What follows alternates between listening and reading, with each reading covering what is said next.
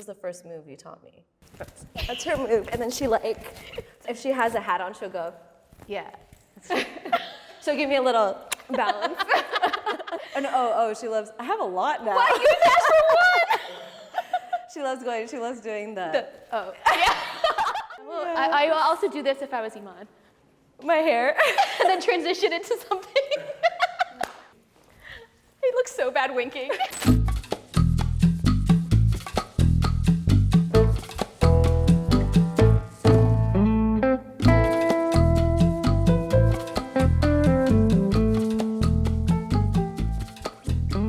Hey there, I'm Iman. I'm a dancer, choreographer, and actor based in Los Angeles, California. Hi, I'm Eshani Patel, and I'm a dancer, choreographer, and dentist currently based in Los Angeles.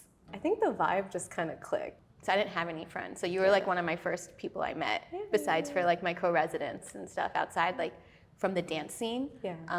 And then, we vibed well. She made good chai, so she would always have me over for chai. Yeah. So we had nothing to do. Everything was closed. Yeah. And you would, because you were doing residency at that time, and so every weekend you'd come to the West Side, and then we were just because I had nothing to do. Yeah. But so we were just like, why don't we just meet up and dance, and then we just became friends. Yeah. Has a comet influenced a new dance idea?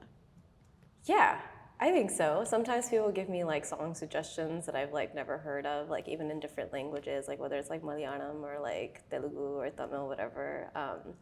And I'll listen to those songs, and then it'll spark something new. Or they'll be like, can you do this actor's song or this actress's song, or can you do this wearing this? And I'll be like, okay, maybe we could give it a go. So yeah, I think so for sure. Yeah, I feel like more the song suggestions and ideas. Also recently started to like comment like, oh, would love to see you collab with this person. And like, I am friends with them, I just haven't danced with them yet. Yeah. And it incentivizes me sometimes to actually reach out and be like, oh, we should collab.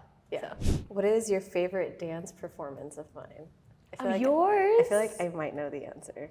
Why, do you think it's Ramta Jogi? I think so, because that's what that's what made me like fall in love with your dancing and like find out who you are.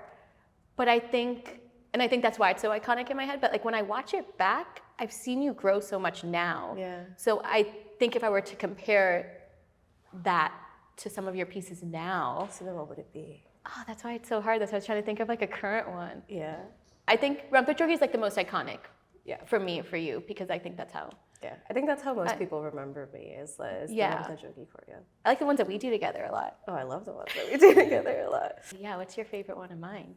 I forget the name of the song, but it started with like a this. You know what I mean? It started with, and it had some housework in it. Oh, I love that one too. Yes.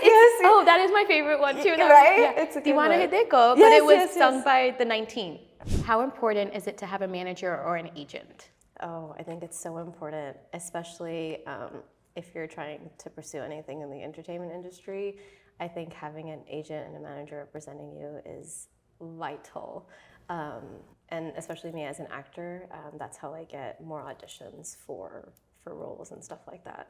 So it's very important. Did you always have one though?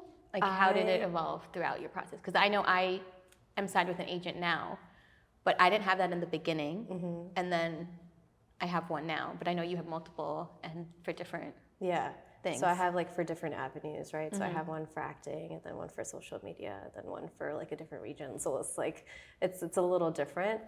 But I've had my manager who I've been with now for like almost 7 years, like around six years, I think. Yeah. And I was doing a Broadway kind of musical show, not a Broadway show, but it was like it was a musical show that was like touring the States. Yeah.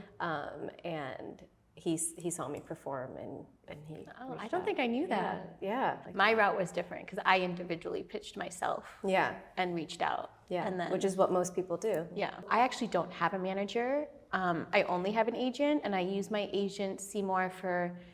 They'll give me opportunities for certain dance gigs. They'll know when auditions are because they're linked into that.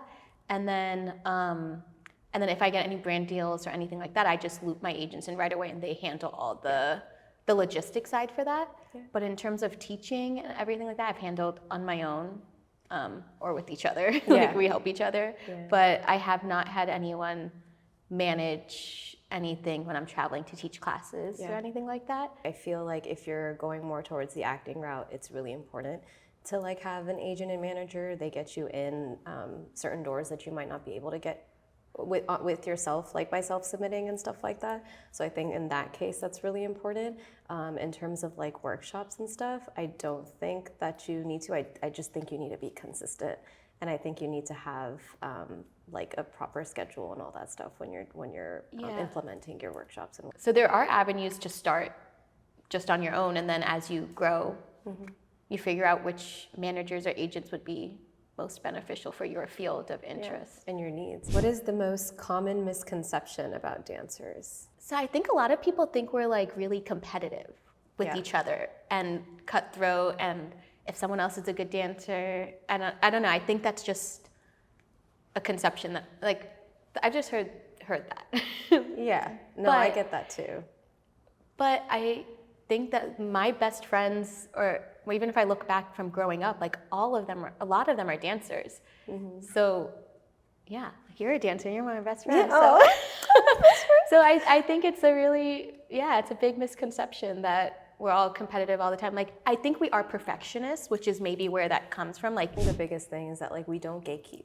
You know what I mean? We share information with each other so that not only we get to grow, but the other person gets to grow in like all aspects. Like, oh, like I got this opportunity. Like if they reach out to you, like make sure you say X, Y, and Z or whatever. Like negotiate for yourself. Don't be afraid. Like we're always giving each other that advice, and we don't gatekeep because it's like, what's the point? Yeah. You know what I mean? And it's better when we're together and when you're growing together. Even if we're doing separate things and we're individual dancers and, you know, we're doing our own thing, but we're also encouraging each other to just grow and be better.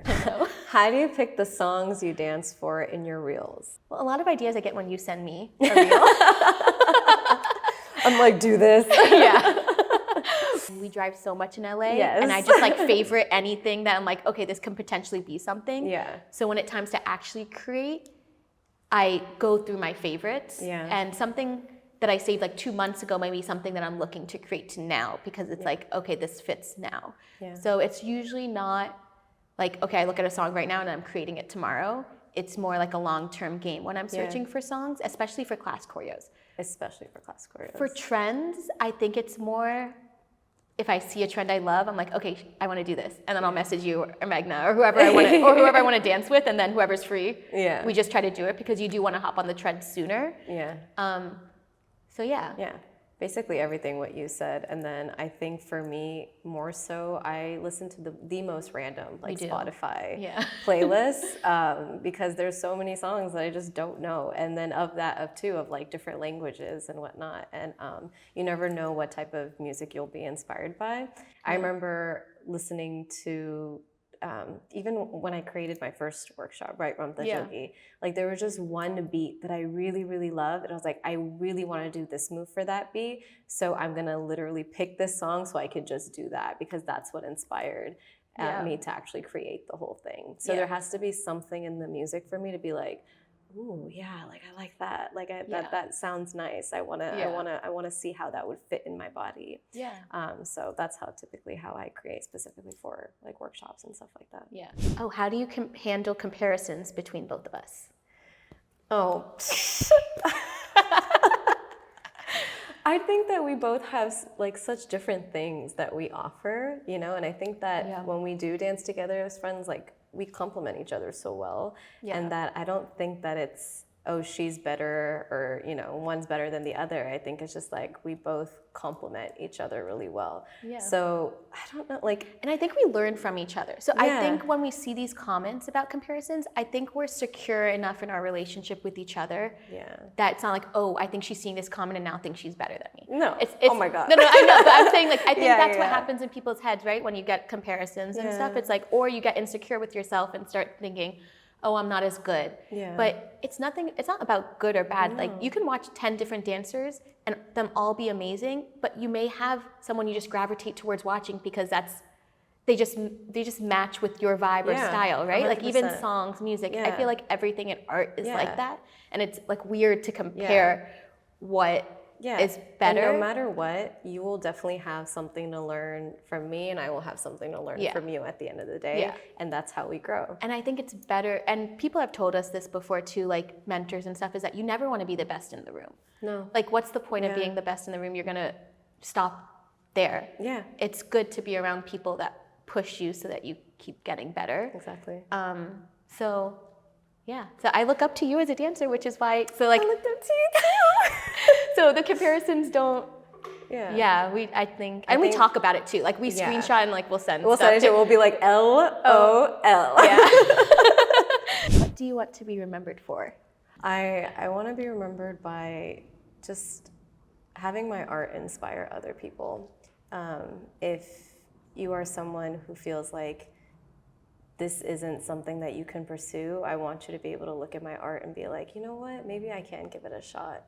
And I want you to feel like you have a space in this world, and I want you to feel like, you know, this is welcomed for you too. Because I mean, growing up, I didn't see a lot of me, people who look like me, kind of pursuing this. And if they did, it was like we didn't talk about it, you know what I mean? And it wasn't as promoted as it is now to like pursue a career in the entertainment industry. So I would hope that I'd be remembered for, one, my kindness, and then two, by just my art and how it speaks to people. And I would just hope that they remember it by it spreading light and love always. How do you want to be remembered by people?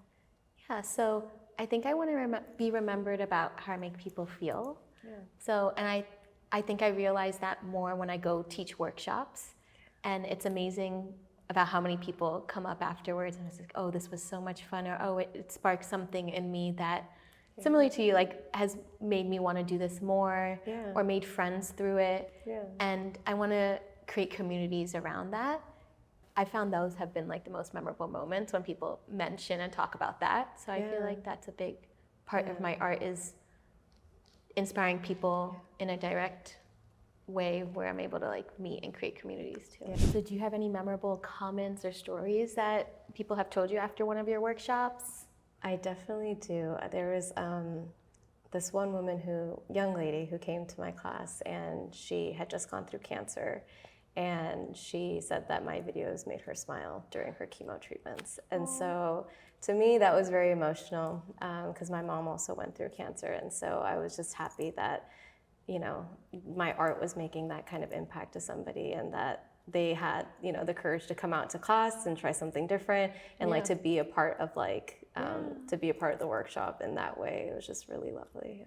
Yeah, I love when people come to my classes who are dental students or dentists. It's funny, like when it relates to your own life and you're inspiring them, it's a really big connection, because that was the time I didn't dance, was the dental school, and a lot of them are like, how do you balance it? Like, or this, I love that you're creating this space to do it as a dentist too. Like, it makes me think that I should have the time to do it as well, and then they're changing their routines because they're like, if she has the time to do it, I do too, and then so what impact have your parents had on your career? They've had a huge impact. So growing up, you know, I wasn't formally trained, but my mom would show me, you know, different Bollywood actresses, and she'd be like, look at their facial expressions. She would show me Rekha ji and Madhuri ji and Vajanti Mala ji. So she would show me like all these evergreen, beautiful actresses of her time, and would be like, look at their expressions, look at how they move, and the way that they use classical movements in their, you know, Bollywood choreographies and stuff like that. And so I learned by watching, really. And it was because of her and her encouraging me to like really channel what I had, like while just walking around the house and doing all these crazy things. She'd be like, now look at them and look at how they're doing it, and try to embody that, and take what can you take away from that. And it was actually my dad who encouraged me to quit my job. He was just like, Beta, like, you know you want to do this. This is your time to do it. Just do it. It was me who was like, I don't think that I can do this full time. You know, I don't think it's reasonable. Like, you know, you're always supposed to have like a backup for your plan A. That's in the entertainment industry, right? Like, I was never told that we could do this, you know? So it wasn't until my parents were just like, no, you got this. Like, you can do it. So when my dad told me to quit, I was like, Like a relief. It was like a relief. It was just like that validation that I kind of needed, and he's always just been super, super supportive, and I love him for that. And yeah.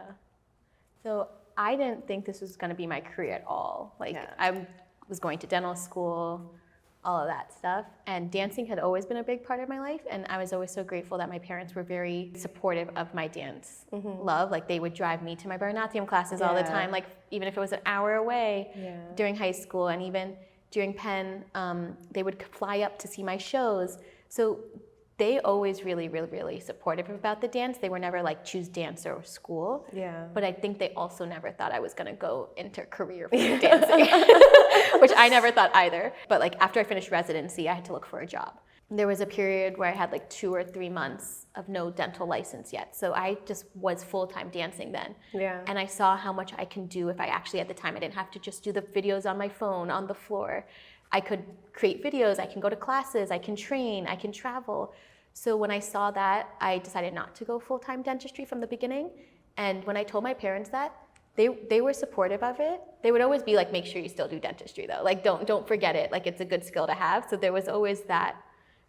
Yeah. But my parents can see, oh, there's ways you can teach classes, there's ways you can take ownership and do things to make a living and support yourself. Yeah. So, and do something you love and be happy. And I think that's all they care about. Which I think we're really lucky. Yeah, we are. Way, like, I don't think everyone has that. Yeah. So it's a harder decision. Like I do feel guilty. Like I was the one feeling more guilty cutting my dental days. Like your dad was telling me about that on the car ride to the airport. Really? Yeah. Eshani feels guilty, but I told her whatever is happy, whatever makes her happy. And I'm like, yes, Uncle, you're right. Oh, I didn't know that.